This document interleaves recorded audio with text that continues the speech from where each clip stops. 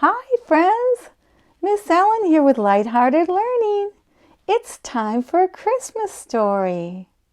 Today we're going to do The Night Before Christmas. And this was a poem by Clement Moore. And it's illustrated by one of my very favorite illustrators, Jan Brett. I want you to pay attention to her illustrations because she does some really detailed, beautiful illustrations. And one of her trademarks is she likes to make these really cool frames around her pictures. So pay attention to those. You might have to watch the video more than once to see all the beautiful details in her illustrations. The Night Before Christmas. For Gregory, Sophie, and Lee Zaris. 'Twas the night before Christmas, and all through the house not a creature was stirring, not even a mouse. The stockings were hung by the chimney with care, in hopes that St. Nicholas soon would be there. The children were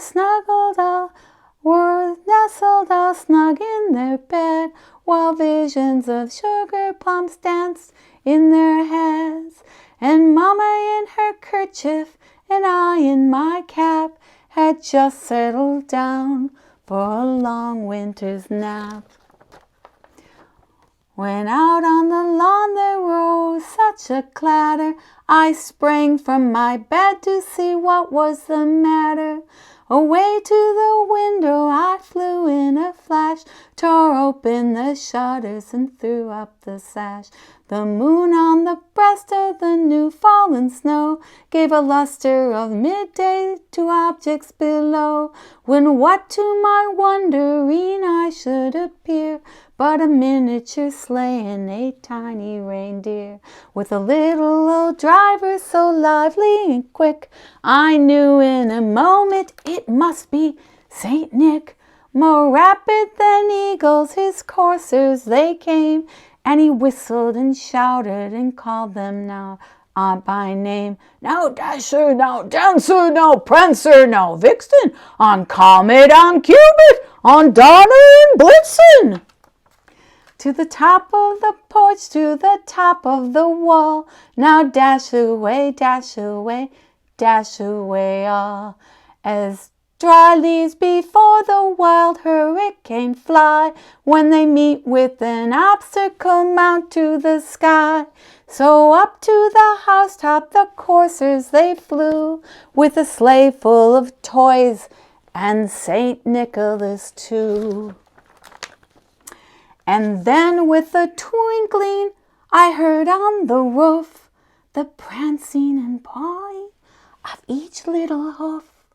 As I drew in my head and was turning around, down the chimney St. Nicholas came with a bound.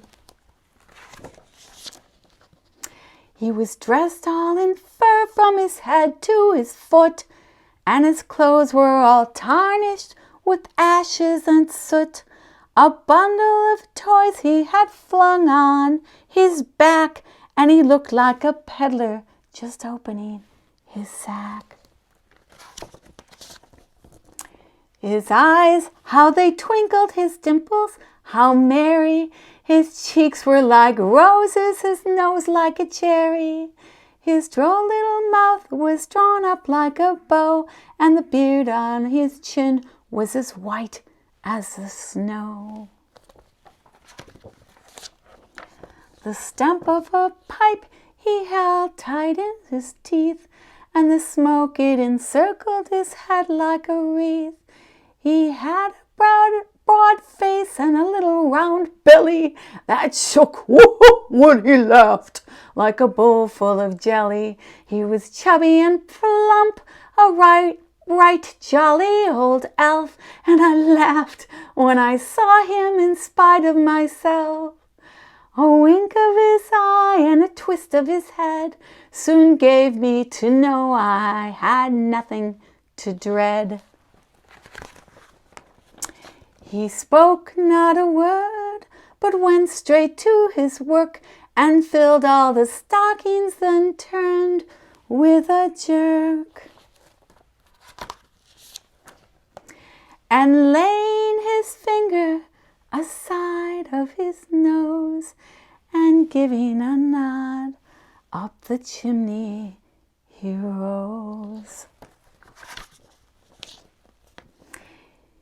He sprang to his sleigh, to his team, gave a whistle,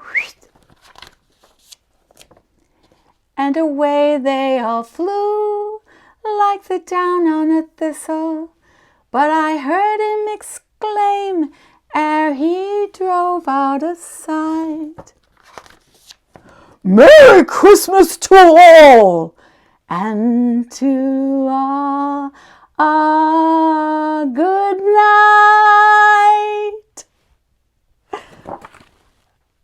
Yay! Merry Christmas, friends. I hope you enjoyed that book.